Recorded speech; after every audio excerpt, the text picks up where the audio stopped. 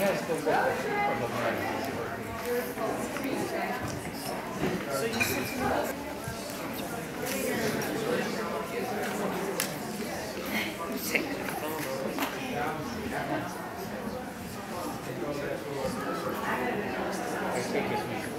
and it's great. I don't see you right now, but I saw you before, and it's great to have so many people here, so many friends, so many people from our extended circle of, that surround Seeds of Peace, so many Seeds of Peace people, so many people from the Portland community. So thank you for being here.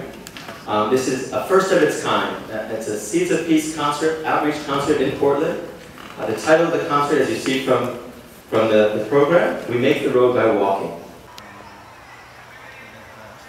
This was before I had any idea who would be involved or what they might be, you know, what people might want to bring to it. So it's all been kind of conjecture and ideas without much content. So this is beautiful, wonderful content, and I think this will really steer more the direction of how things flow. I love the cyclical idea and taking us all in the audience on a journey through these lands and having it flow one into the next. And I think also potentially Marisol's workshop and Mohammed's workshop, I would like, and also Chagai. These are all workshops which I believe can fit. Is there another one? And also some of the work that Pai is doing.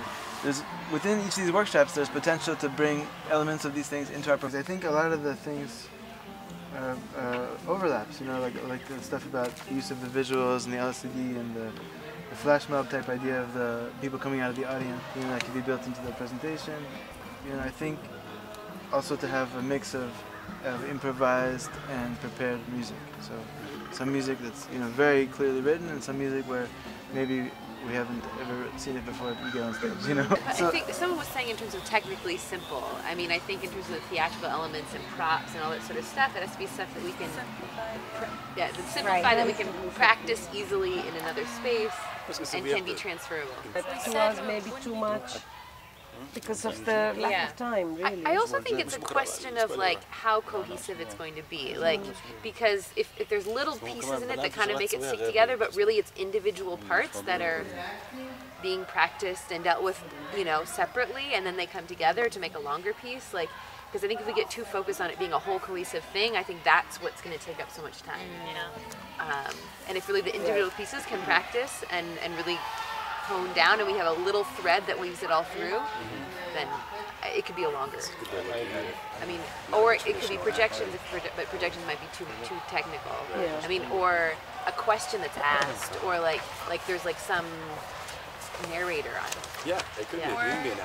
It could be music, like short music introductions and endings between things, and also some of the poetry and monologues, like people could come out, you know, a similar thing could happen between each, very briefly.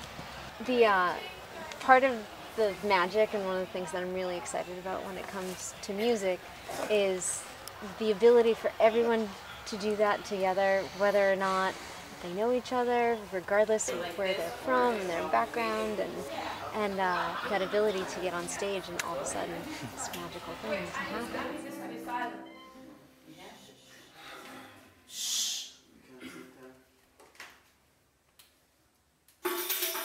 People who are involved in the expressive arts, whether it's music, whether it's drama, whether it's visual arts, whether it's filmmaking, whether it's creative writing, all of the arts, we're expressing ourselves in ways that make it more possible to understand one another. And people who express through these different ways, through these different palettes of color and sound and words, they're able to encourage the imagination and imagine possibilities. And it seems like people who are involved in the arts are often the people who can actually imagine that the world doesn't have to be the way it is, that the world can actually be different. Most people might give up and say, oh, it's so depressing to read the news. But if you're involved in the arts, it's more likely, perhaps, that you can think, well, what exists now might not exist later. And maybe we have something, we can imagine a future and then create it. So that's the genesis of this group, of this whole concert right now, and all of us together here now.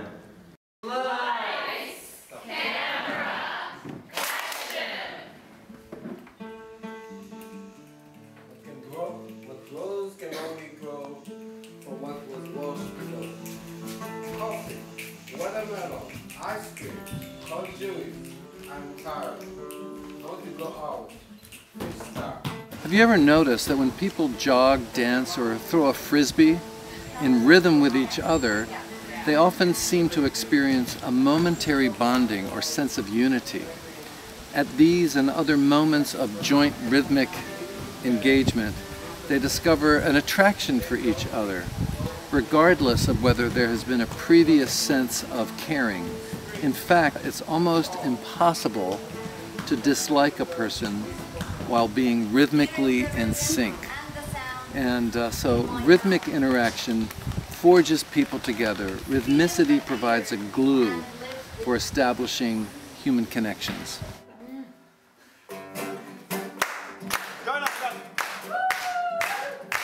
Families torn apart by arbitrary maps. On the flight back, late at night, I looked down and saw a long, long line of lights in the absolute darkness. The line started, I don't know where, disappeared, who knows where. An unending line of lights. I asked the person sitting beside me if he knows what it is. He says, the piece of music that's gonna be kind of like aggressive and exciting, and is going to underscore a sense of conflict across this line of candles that we've created. So in the context of my work of making theater from movement, I've had the experience of embodying a tree, a lake, an ocean in tempest, a cloud, the color yellow, the color blue, a chicken, a horse, and another human form, and planets and other kinds of particles and things in the universe. And as a result of all of that work, I think I've developed a really deep sense of sort of empathy and compassion, knowing that I'm not so far removed from elements of nature, from other kinds of people, from animals, from materials. And so I think that that's a really great place, that if we can incorporate some of that kind of learning, embodying something different from yourself,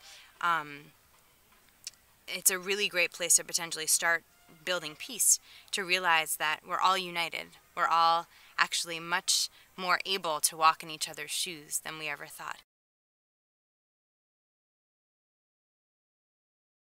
The person who's down here, which may be Gemma or may not, it's a little excerpt from your piece. I want to know if you can see the beauty, even though it's not pretty every day. I think that we don't see the life as a one thing, and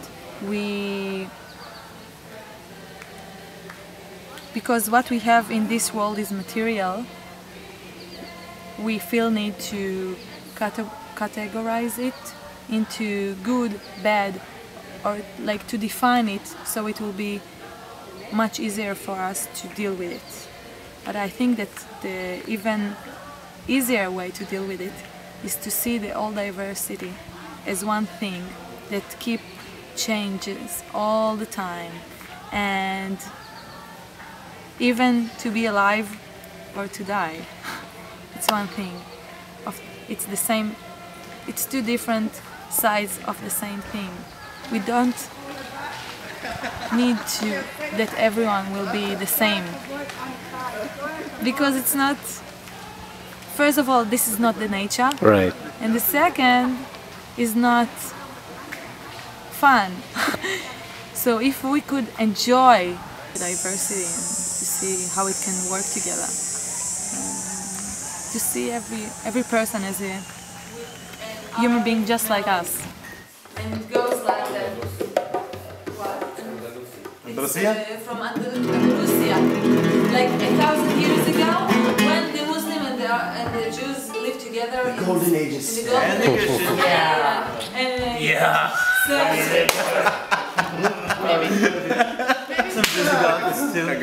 So I can sing it, even though the singer is supposed to be Johan. Okay? So you choose the scale, I will just start, and after you will choose your own scale, whatever comfortable for you. Okay. Shalom levendodi. יצח והאדמון, וננננן, שלום לך מאת, רכה כמו רימון. Zoveel, hè? So its structure is instrumentally A, B, instrumental, A, B, instrumental. Wow. No, for you it's not that important, but maybe it's important to someone, right? Can I suggest something? 1, 2, 3. I don't want to do it more complicated, but maybe if we try solo with the guitar, you know. And then everyone comes in. No, because of the guitar, you know, I want the guitar, and then we will back to the, you know, the right For the theater, for the yes, for this kind of music, and then I'm the right man. Shut up. Just like one more time.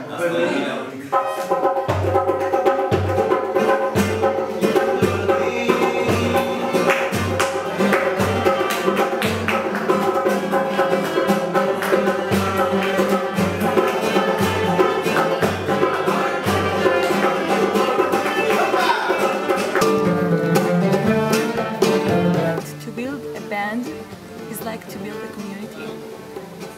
In all of the elements that are in it's friendship, cooperation, sensitive to one another, and each person who wants to be able to express himself.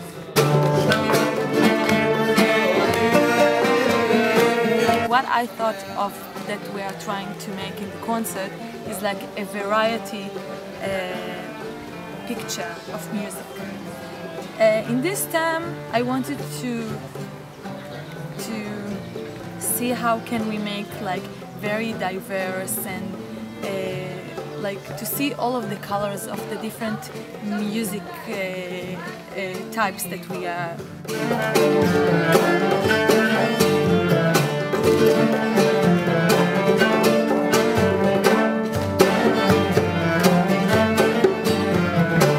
We didn't have time to pack. You should leave. They're coming. And very close. We were told. My grandfather took the key of the house. And that's all that came with us. What I want to leave behind. I want to forget. I want to forget the poor memories in my heart. The look of fear in my daughter's eyes. The smell of blood spreading over the town. I would like to live in peace. To raise my daughter with love and care.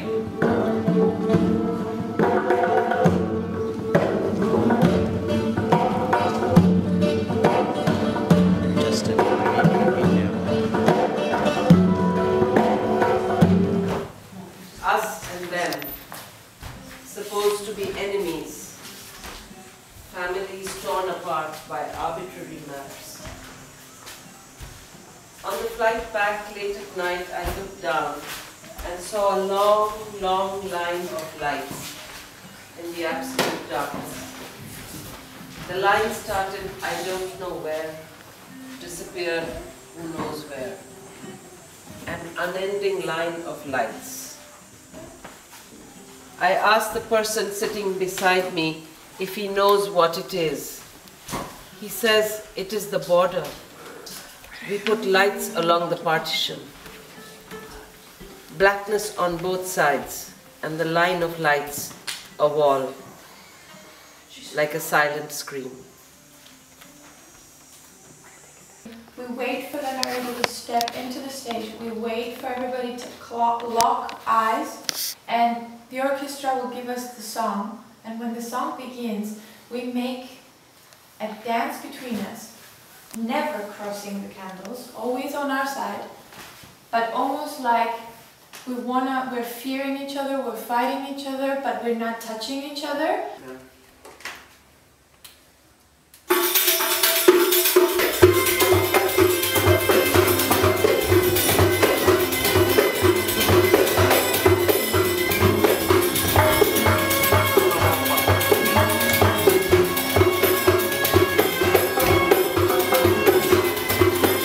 And then 2 times and then it'll taper. So let's try that. Yeah.